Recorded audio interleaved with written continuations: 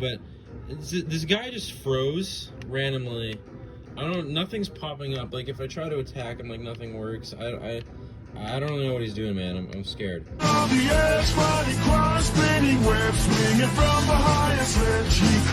So, about a month ago, I went to go see Spider-Man Across Spider-Verse with a couple of friends. And like every single movie fan ever, I got into a Spider-Man craze. It's like when everyone saw the Batman and they were convinced that they're Batman, which was stupid because I'm the real Batman, motherfucker. Yeah, I think you get what I'm saying. So it means that I started watching Spectacular Spider-Man and watched YouTube videos about the Spider-Man comics and start looking at Black Cat Rule 34. But you don't really feel like Spider-Man like you do in the video games. And I think it's very bold of you to assume that I play on PlayStation. Look, we all know that Spider-Man is a PS4 exclusive. But what if I told you that there's actually a Spider-Man video game on Xbox? And it's the very bad The Amazing Spider-Man 2.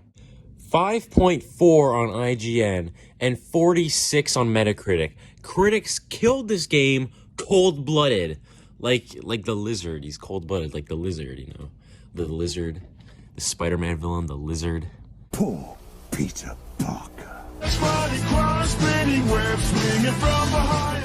Me, that's me, am not new to the Spider-Man craze. I've been a Spider-Man fan ever since I was like 3 or something.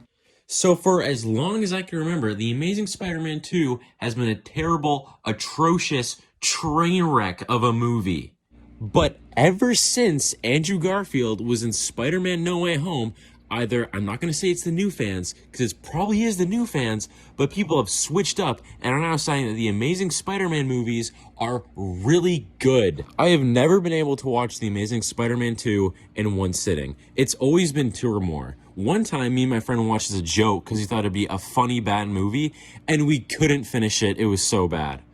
Thankfully, they changed the story in the video game, and a major part is removing Gwen Stacy entirely. I'm not saying she's bad in the movie, just she's not in the game at all, which is weird to me.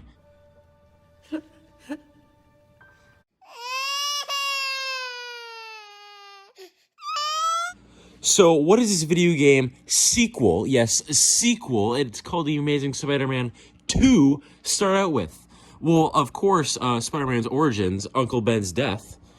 And then he goes and hunts down Uncle Ben's... Why are they doing his origin story in the sequel? Like, shouldn't he have done this in The Amazing Spider-Man 1? Or no? It's just me? Okay, fine. Then as he's going through gangs, he runs into Shocker. Well, Phase 1 Shocker before he becomes actual, like, Shocker. And learns about the Carnage Killer and Kraven. Carnage Killer. Well, that's very interesting. Wonder what it'll be.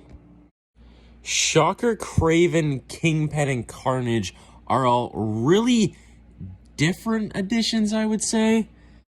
Kraven is supposed to train Spider-Man in this game, but we all know that Kraven is a villain, and no one is surprised when he betrays him, so what's even the point? Kingpin, on the other hand, is a really smart villain. He teams up with Harry Osborn to cure his goblin disease. Remember goblin disease? I'm sure you don't.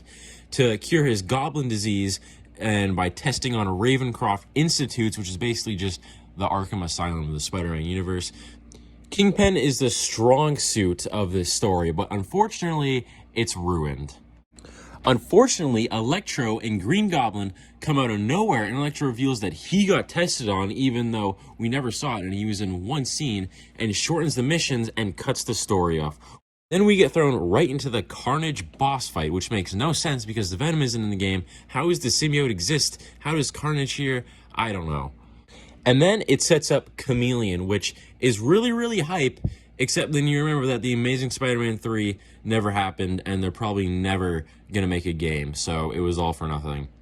Also, I haven't mentioned Black Cat yet, since she's more of an anti-hero because she dated Spider-Man, and something very interesting happens with her. Black Cat is like, Spider-Man, I got tested on, I volunteered to get tested on in Ravencroft to be with you because I love you. And Spider-Man is like, nah, man, I get you help from Fisk, though, it's fine. Which, Why would you do that? It's Black Cat. Gwen Stacy is in this video. Did you see the picture I put on screen earlier of Black Cat? How could you reject that, man? So there's a plot rundown of The Amazing Spider-Man 2. It's like 11:30 on a Thursday. I want to go to bed. I'm resuming with the gameplay tomorrow.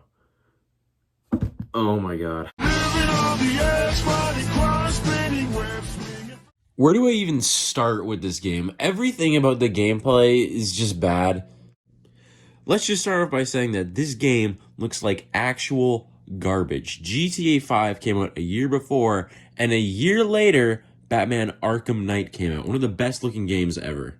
The controls in this game are also a downside, which sucks even more because of the amount of stealth missions that are in this game. It's really hard to take down a Russian base when Spider-Man's jumping all over the place saying, "Look at me!" The combat in this game is also not that great. It's really basic and there's no combos to perform, so it's just one button for everything. Well, what about the swing? This is Spider-Man's signature move. How could they mess this up? Oh, well, they did. Well, just look at Spider-Man Web of Shadows from 2008 and then look at this game. Which one looks more compelling and which one would you rather do? Well, The Amazing Spider-Man 1 was criticized for having bad bosses that are lackluster and plain. How does this game bosses hold up? Well, the bosses are actually pretty alright in this game. Nothing special, but I like them. Gotta give a big props to the Kingpin boss. I didn't know what to do at first, and it was kind of challenging, so that was my favorite one. Bosses are pretty good in this game. At the same time, though, bosses being different isn't really a compliment. That's kind of the basic standard for video games. Skylanders still has better bosses. You can't convince me otherwise.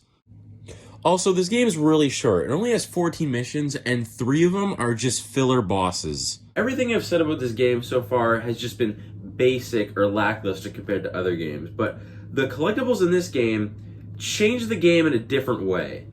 Stan Lee's comic book shop is the best thing about this video game, and I think everyone can agree with me on this one.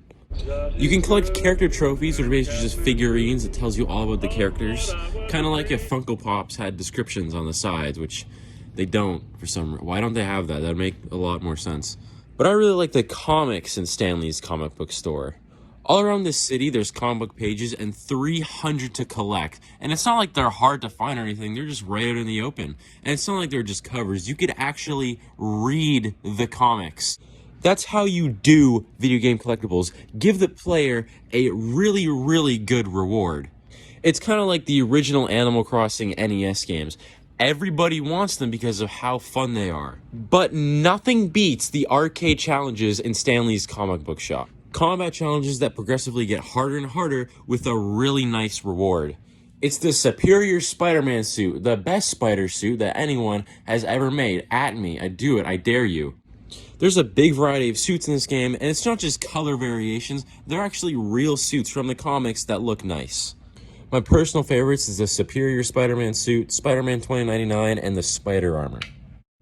Once again, a really good collectible item.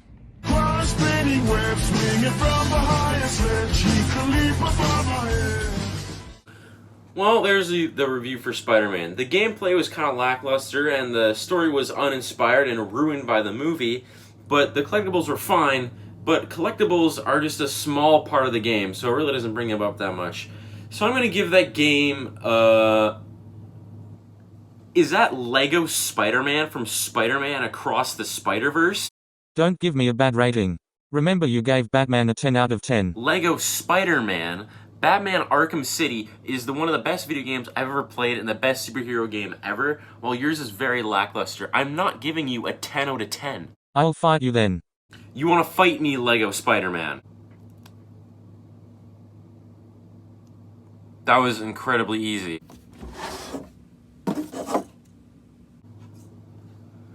Why does he have a giant mech suit? Anyways, back to the final verdict. I give this game a 5 out of 10. It's your last resort if you're an Xbox fan.